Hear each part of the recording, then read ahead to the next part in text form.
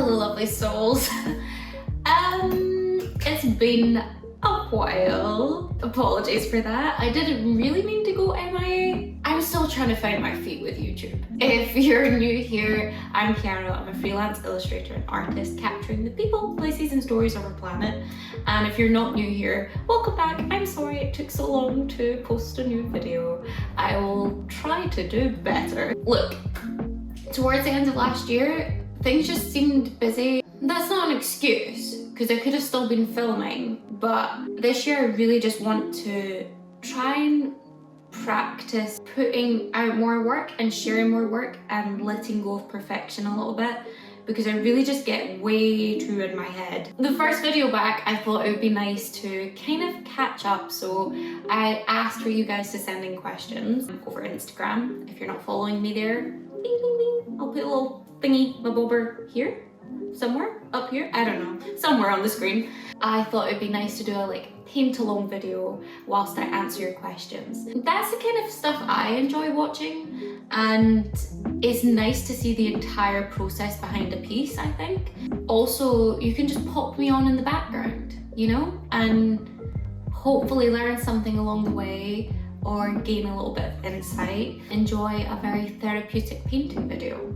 Well, that's the idea. That is the intention anyway. You can let me know if you enjoy these kind of videos. Just pop it in the comments below. Don't forget to like and subscribe and do all those YouTube things, which I'm still trying to get the hang of saying. Yeah, enjoy. Oh, actually, before I go, this whole painting took me about 5 days, 4 to 5 days.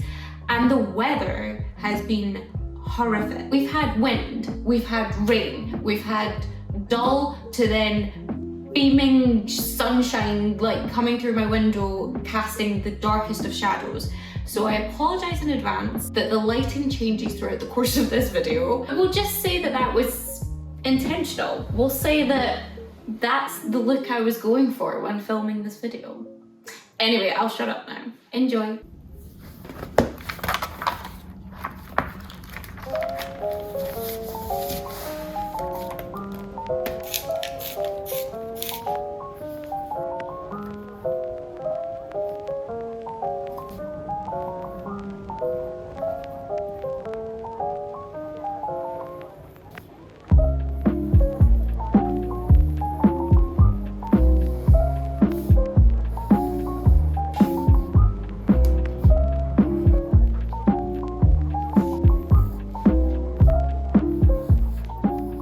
Hello lovely souls.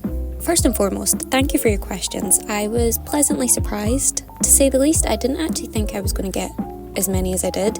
I think it's maybe this time of year, but one of the questions that continuously kept coming up was, how do you stay motivated? And this person in particular put, how do you stay motivated, inspired? I'm a huge fan of yours. Well, firstly, thank you, that's very sweet. I'm a big fan of your support. Motivation, I have a very strange relationship with it because I just don't trust it. If I solely relied on motivation, I honestly don't think I would get anything done. I've found in order to stay somewhat motivated, I have to set small intentional goals that align with me. And what I mean by that is I have to follow a format that not only sits well with my style, but also how I go about sharing it. Too often, social media sucks me into a deep, dark pit of comparison. And when that happens, motivation just becomes non-existent. And if I try to keep up with the pace of other people on social media, I just lose sight of what I actually want to do and achieve with my work.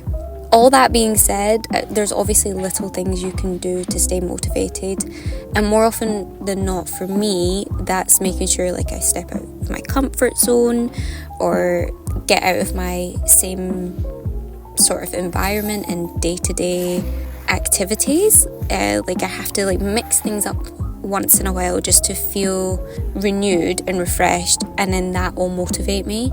But honestly, it's just habits, it's pure habitual automated actions, and also accountability. I think having something or somebody hold you accountable can be really beneficial, and luckily for me, my boyfriend is also a creative, so if I hear him ticking off all these things on his to-do list, I'm like, oh, that's got me going. I need to do the same, you know? So I think accountability can be a really good thing to help you stay motivated, but it's more a habitual practice and remaining disciplined that keeps me going, not relying so much on motivation.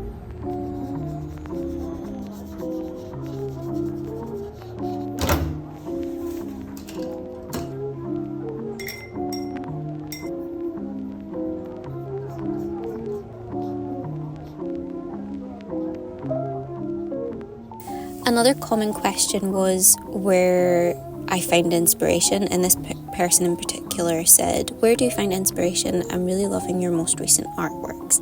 Again, thank you. You guys are so cute. Inspiration to me is very similar to motivation, and it can also come and go. I genuinely feel more inspired in these past 2 weeks than I did throughout the whole of last year.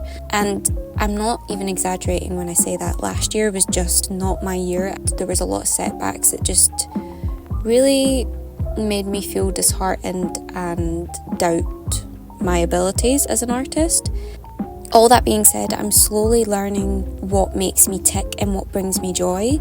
I personally think where there's joy, there is normally inspiration, even if that is in the most mundane day-to-day activities.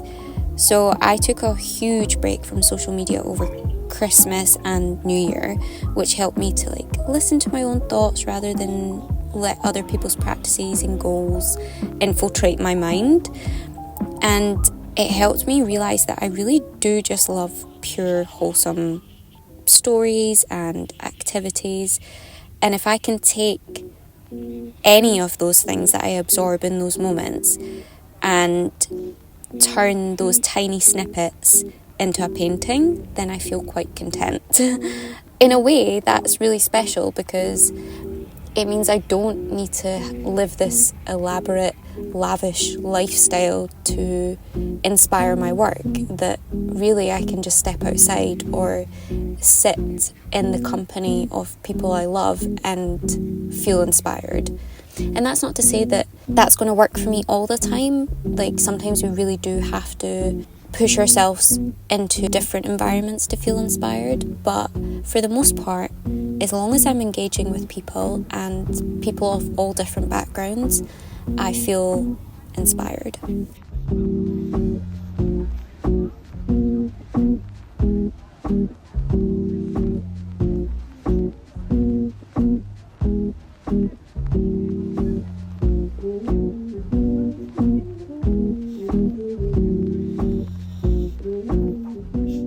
This was an interesting question. So, if you could only paint one thing for the rest of your life, what would it be and why? That is easy. It's an interesting question, but it's also easy. And it's people. People.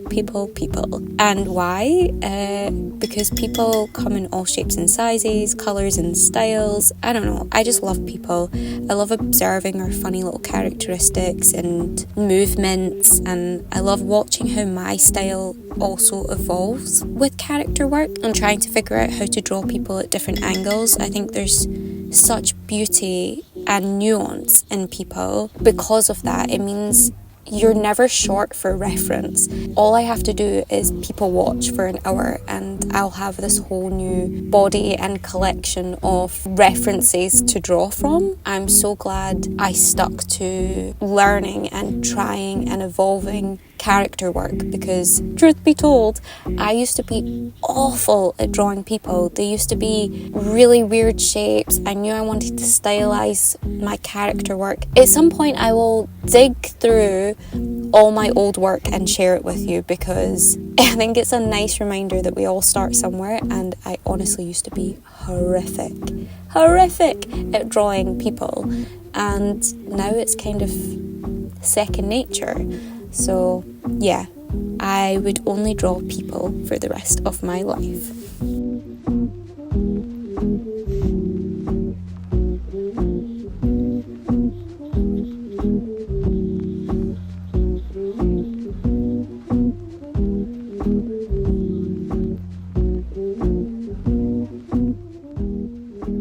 So this person asked, what parts of your job do you love and what parts do you hate? I don't necessarily hate any of it, but there are just parts to the job that I find a bit of a headache and a little bit more stressful, such as the legalities of licensing or negotiating for pay. I think I struggle with those parts because I'm a little bit of a people pleaser. I'm not the best at standing my ground, and that just opens you up for people walking all over you and you doing a ridiculous amount of work for a very small paycheck. And it is blatantly clear when a client knows what they're doing, because they'll issue you a proper brief, they'll be clear on budget, there's less friction, less to and fro. But when somebody isn't so sure on all the ins and outs to hiring an illustrator, it can just become frustrating because they don't understand that it's not just the drawing, but it's the usage, it's the copyright, the communication involved prior to creating the final illustration. Like, these things all take up time, and a lot of the time they don't factor that in. I guess that's the part that I just dislike, because for some people they might have an agent that sees to all of that, and for the majority of us, we don't have agents. I think I would love an agent just to be able to handle all that stuff, because I don't enjoy that. And the part that I love is obvious. I love drawing, and if I didn't, well, that would be well and truly worrying. I also love seeing my work come to life, like in tangible products. So whether that's me creating products to sell to you guys, or I think my favourite thing is working with a client and then you seeing your work go to print. Again, whether that's in packaging or it's in publications, I don't know, it just feels amazing to see it come to life and to be able to hold your artwork as something else. Like, that feels really good. And last but not least, like definitely not least, is I love my community so much, so much. Even though I don't have the biggest following, even though I don't have a lot of views on my work, the people that do support me or that show up at markets, oh my gosh, well and truly bring me back from like a bad day. Those hard days are made easier when you form those genuine little connections. It just fills my soul. Like, the fact that I have connections worldwide now means I can talk to so many people of all different backgrounds, and that's really special. And I guess that's why I call you guys my lovely souls, because you truly are just the loveliest little people ever. I can't tell you how much I value all of you without being too cheesy. I think those are my favourite things, or the things I love the most and the things I dislike the most about my job.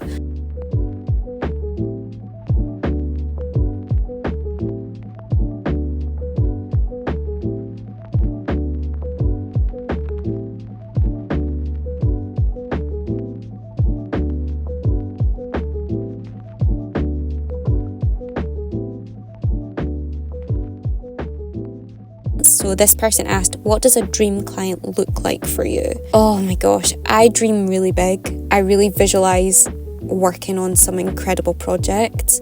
Are they out of reach? I don't think so, but I just know it's going to take time and patience. If I don't get there, that's okay. I'm sure my work will go in a different direction if I don't go in the direction that I anticipate. And I won't name names, but I'll sort of give the landscape of what these brands or companies do. So I'd love to work with a sports brand, and I'd love to work with a coffee company. I love fitness and I love coffee. I work out and I run every day because movement for me is when I feel most free and I feel so much gratitude. If I could work with a brand that values the same things as I do, like movement, I'd honestly just, I'd friggin' love that. I'd love to collaborate with a sports brand, whether it's creating some sort of packaging or product design, or the options are endless, because I love drawing and I love drawing people moving myself. So I think the two are a match made in heaven, personally. But really, I'm just so open to working with clients that have a good ethos and value creatives like myself. I dream big and I'll keep dreaming big, and someday I will share a YouTube video of me doing some sort of work with these companies, because how cool would that be?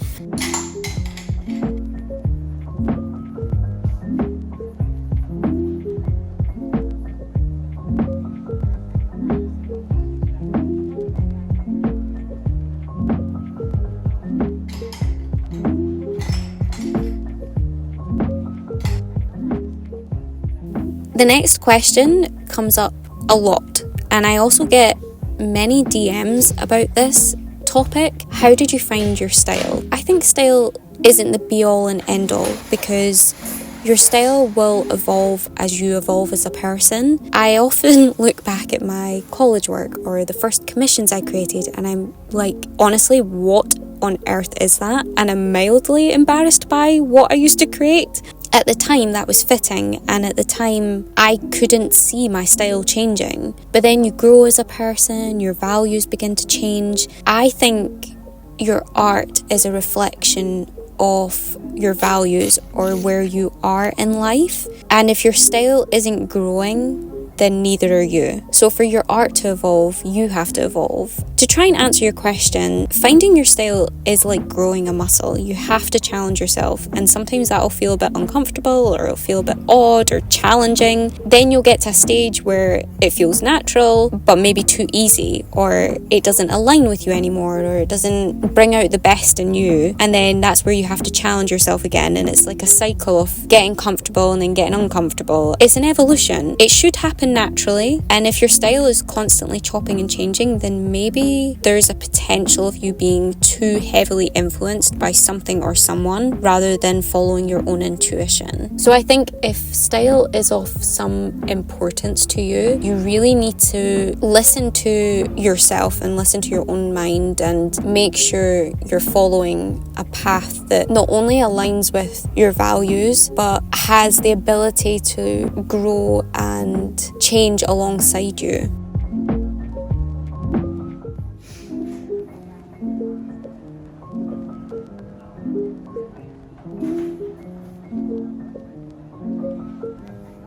So this person asked, how do you re-find your spark for art after taking time off? Interestingly enough, I feel like the answer is in the question, and taking time off can help you find that spark again. Because after years of constantly pushing, I realised that I really did need time off, and I kind of had to learn that the hard way. Look, I know I'm not the only one when I say so many of us these days place our worth on our level of productivity.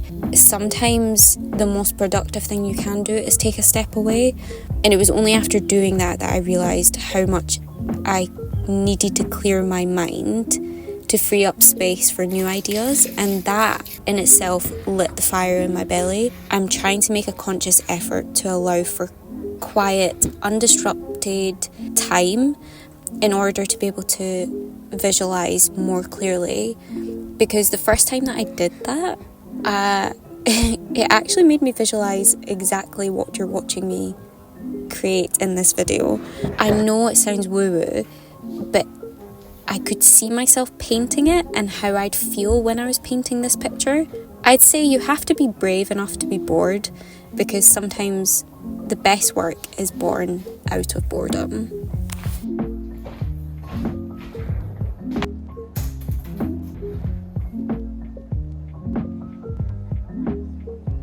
Well, lovely souls, that is majority of your questions answered, and I hope you enjoyed, because I really enjoyed the format of this. It felt kind of like a visual podcast almost. It was nice to create a whole video around this painting and then literally just plonk on some audio, because I'm a bit of a chatterbox, but at the same time I want to give you as much visual content as possible. Yeah, I don't know, let me know in the comments if you enjoyed it. Yeah, thank you for joining me here, and until next time, bye lovely souls.